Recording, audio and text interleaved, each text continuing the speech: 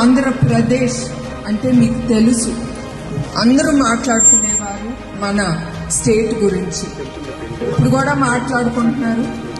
దేని గురించి చెప్పండి?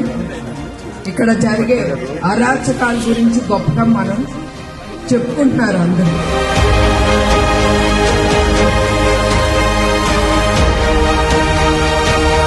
ప్రతి ఒక్క కార్యకర్త గుర్తుంచుకోవాలి, మనందరం చెయ్యి కలిపి మన పార్టీని ముందుకు తీసుకెళ్ళాలి.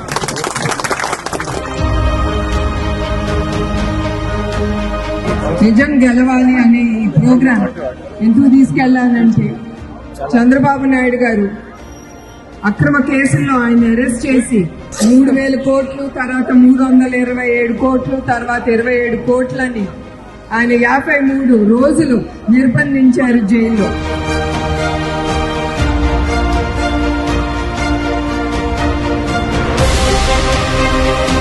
ఇప్పుడు నేను ఇంత ధైర్యంగా ముందుకు వస్తున్నానంటే మీరందరూ తెలుగుదేశం బిడ్డలు నన్ను చూసుకుంటారని ఆ ధైర్యంతో.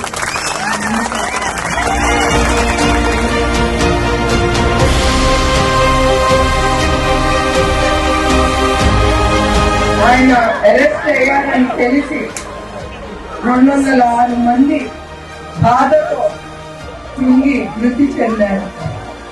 వాళ్ళందరినీ, ప్రతి కుటుంబాన్ని అందరినీ కలిసి పేరున వాళ్ళందరినీ కలిసి వారికి భరోసా ఇవ్వమని చెప్పారు.